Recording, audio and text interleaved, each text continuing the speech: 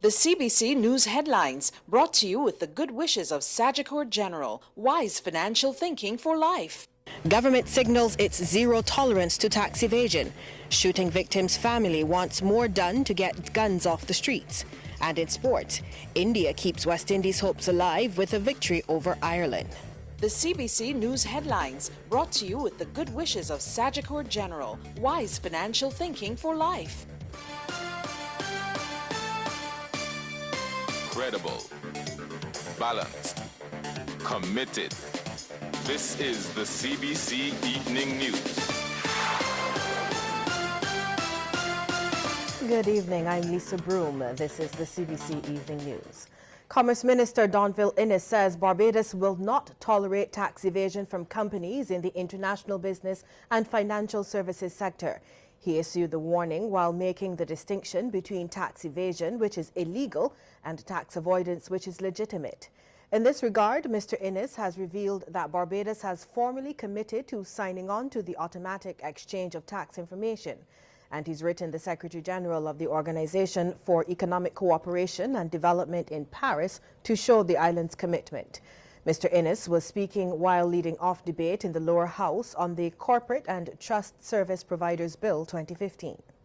We have completed the questionnaire, and I did receive a response from the OECD a few days ago indicating that the matter is being processed through their channels, and we should in short order be in position to conclude that particular issue.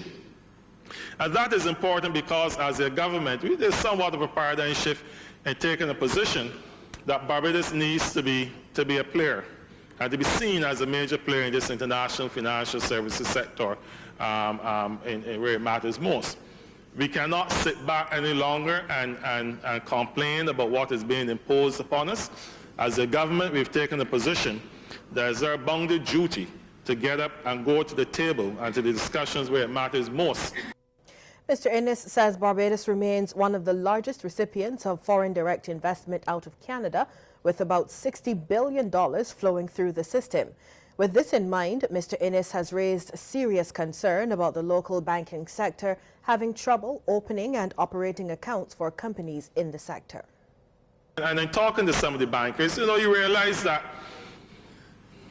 it may not have been a deliberate attempt on the part of the headquarters in Canada in particular to pick on Barbados, but they see the whole Caribbean as a high-risk area.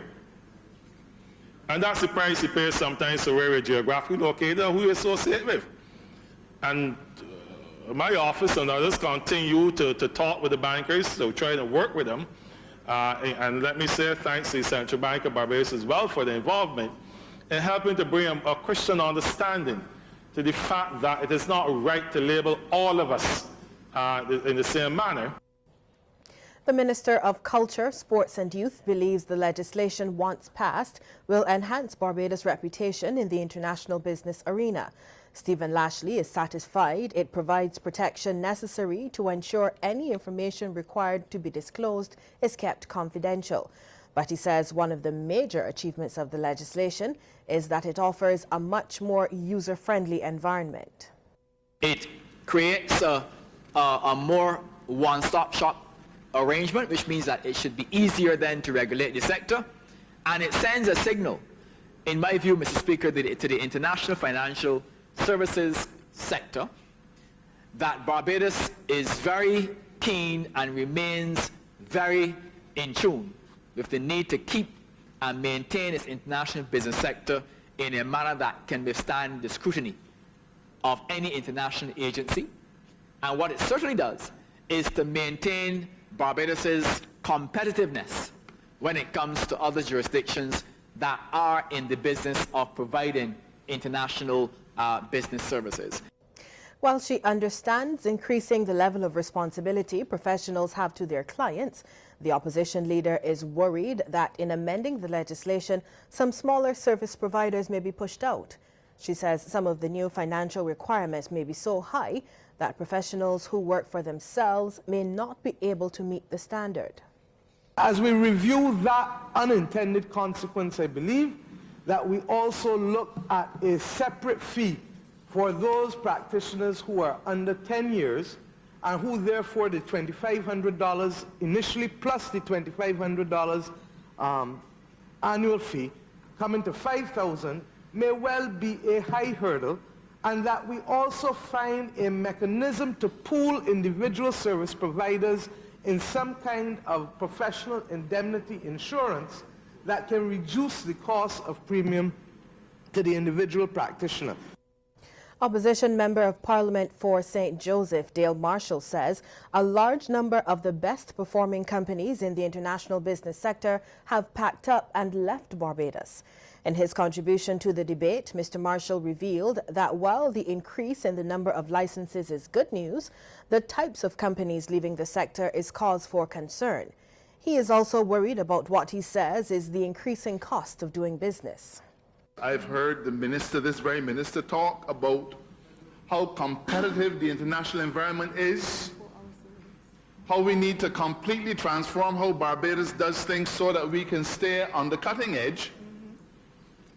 But yet still the minister obviously feels comfortable imposing a whole new set of obligations on individuals that did not exist before, all of which are guaranteed to make us uncompetitive. The opposition Barbados Labour Party today ended its boycott of Parliament after several weeks. BLP members of Parliament were in their seats when the lower house met at 10 this morning. The opposition had said it would not attend sittings presided over by Speaker of the House Michael Carrington after a matter involving Mr. Carrington resulted in a High Court judgment against him. The BLP said it would only take up its place in the lower house when the Committee of Privileges had made a determination on the matter involving Mr. Carrington and a client. The report from the Committee of Privileges remains outstanding. Well, it is now a matter for the people. That's how opposition leader Mia Mottley says the issues the BLP has concerning the Speaker of the House, Michael Carrington, will have to be dealt with. Ms. Mottley says they have done everything possible to have Mr. Carrington either resign as Speaker or removed. This follows a civil case brought against Mr. Carrington by a client relating to outstanding monies. Those monies were since repaid.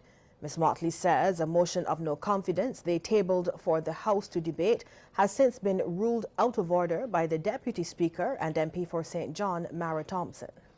I have no doubt that the people of Barbados will have the chance to be able to pass their judgment on whether this is the kind of behavior that we expect from anyone in this country, whether it is a primary school child, an adult, a pensioner, or worse still, a person in fiduciary responsibility, namely an attorney at law whose conduct is governed by clear rules passed, ironically, by a Democratic Labour Party government in 1988.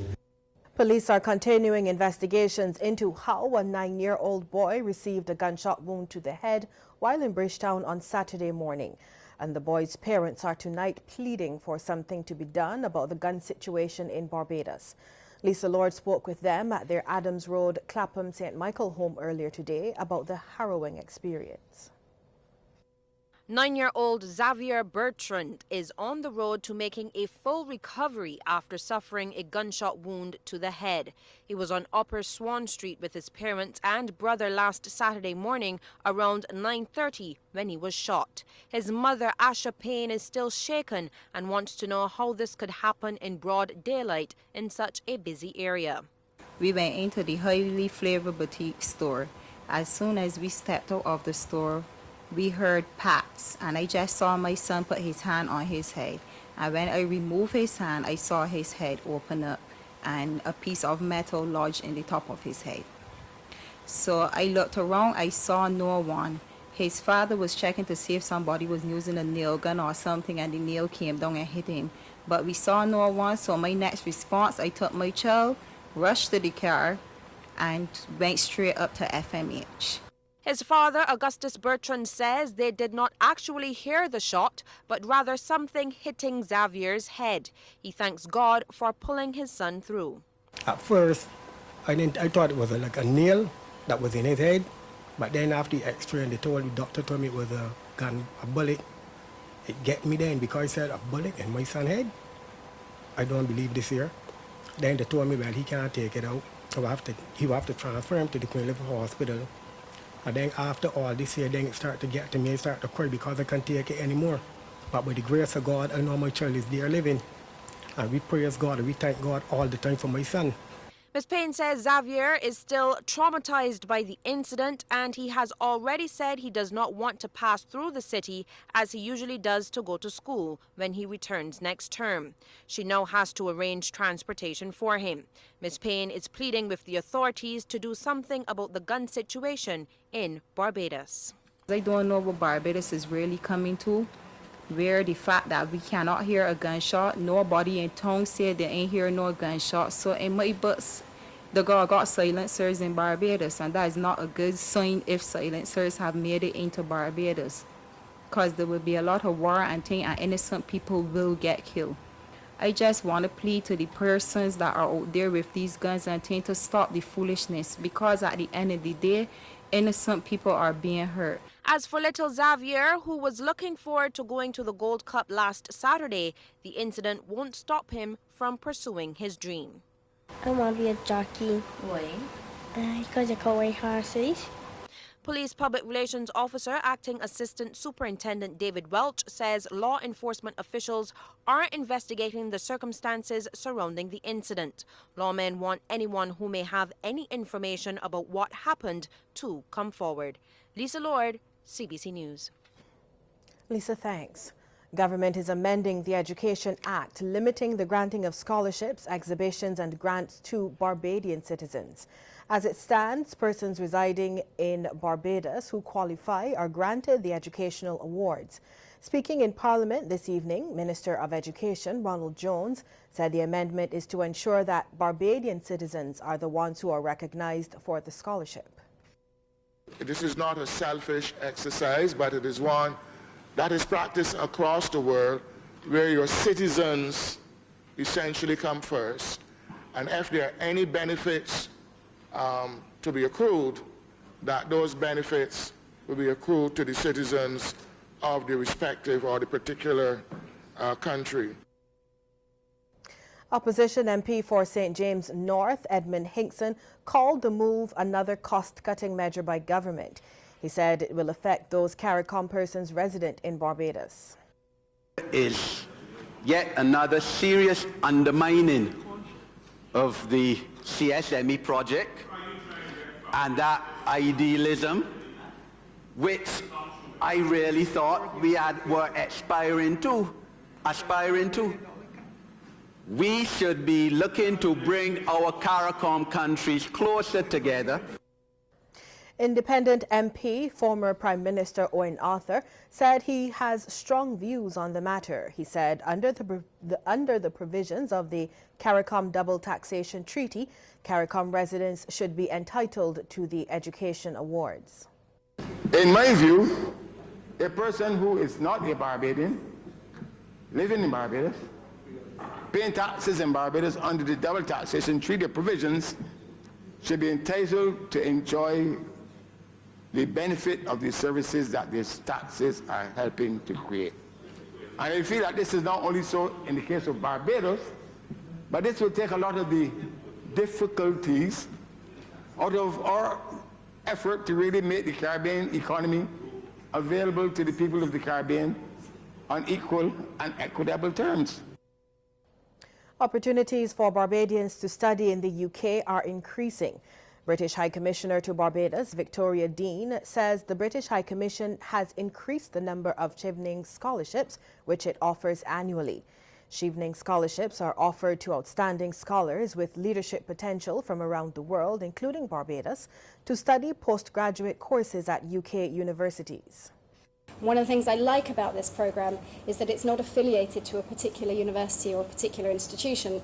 It's really for the student to come forward and find the program and the area of study that they are interested in and the university that they want to study at. And I'm delighted to say that we have been increasing our numbers. So we used to offer 2 places. This past year we've offered 4, and next year we'll be offering 6 to really the finest caliber of postgraduate students that we can find who want to come and study in the UK and who will then bring those skills back to Barbados. Ms. Dean was speaking at a UK fair held at the 3W's Oval Pavilion. She lauded UK universities which participated in the project, noting they've been on a hectic schedule recently. They've been in Jamaica and Trinidad already, and I'm sure you'll all agree, as I said yesterday, that they saved the very best for last. So welcome to them to Barbados. Thank you for coming. We really hope that this can be the beginning of a series of more detailed conversations between the UK and the University of the West Indies about that partnership that I described, about exchanges not just of students, but of teachers, of ideas, of program materials, and of options and possibilities. And students turned out in their numbers for the UK Higher Educational Fair. They got an opportunity to learn more about local educational institutions and British universities, including the Southampton Solent University, Northumbria Newcastle University, Middlesex, and the University of Edinburgh.